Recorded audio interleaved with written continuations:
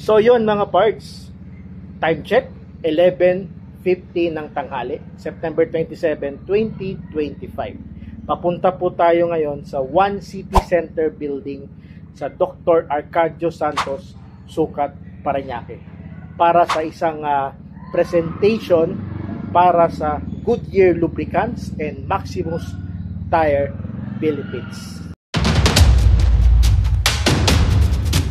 So, yan na pong dalawang yan, yung bagong partner namin sa Behind Motorcycle. So, kasama rin namin doon mamaya sa Goodyear Auto Care ang buong BM fam or BM family, Behind Motorcycle family.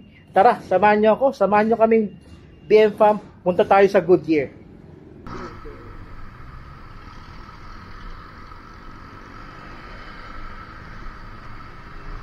Yo.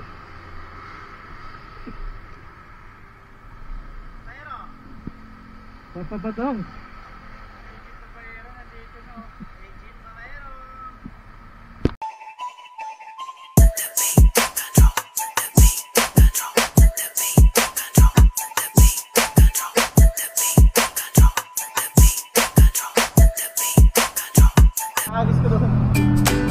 Yun, MJ Motovlog. Ayan. Ka-vlog Lover Boy. Shout out. Papabatong. Mga kabay. Galingan natin mamaya mga parts. Ambot. Wala kayong dalawa. One. Pick up. Cash out. Pick up. Yes. Hey. Yan. Akit na kami sa office ng Goodyear.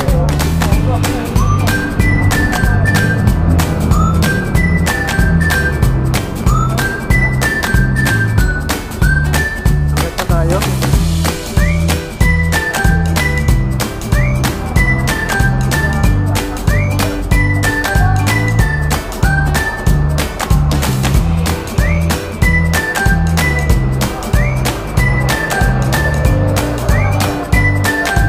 Nagkaganon talaga.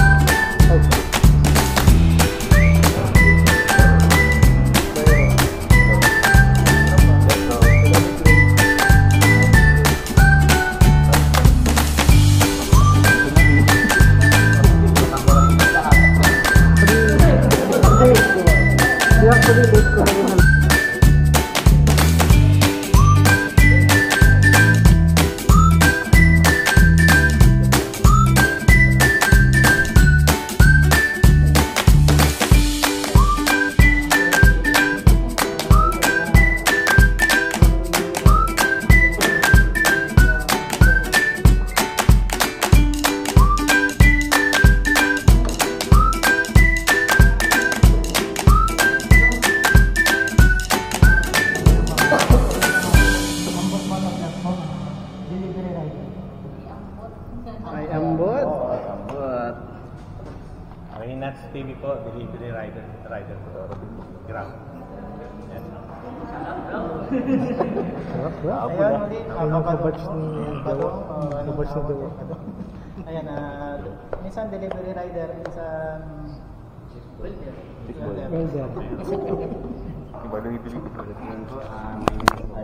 Sikapin mo ito po, messenger sa isang company, out of duty, MC Taxi and daily rider.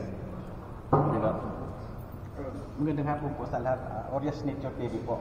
MC Taxi driver din po. Sa bahay na ito. Pero nagbiyahe na lang araw-araw. Parang kayo po ata yung pinakabata dito. Oo nga po eh. Ako naman po si Sir El Moto, isang MC Taxi driver.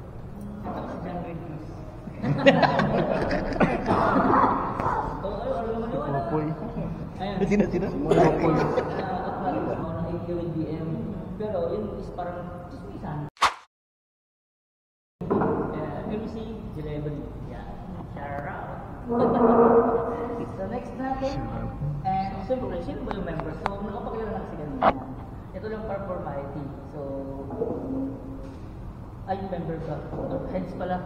Ito yung official heads. So, of course, our press, Sir L, Vice, at John L. Starting natin sa lang. John L. Ano lang, napuyan. Nakapagbigay ng servisyo. So, kasi yung common kasi, vlogger, promotion lang. Paano kung walang promotion? wala pang page, hindi ka binigyan ng full cut. Tapos na ba ang... Ngayon kasi advantage natin nasa part tayo ng era na depends on online. May AI na nga eh. So, for me, AI is 50-50 ako. Why? AI can do anything. Sige nga, hit ka sa AI. Create a video driving using Maximus tires. It's just one click. Yun na. Pero yung brand, ba't pa magbabayad ng mga vlogger? AI na lang eh.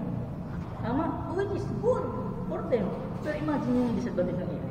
Yung disadvantage nga yung AI kasi kapag yung nga, pag nagpo-post, ingat din tayo sa post kasi parang bawat post natin digitally recorded, so pwedeng magamit digitally, hindi na yan.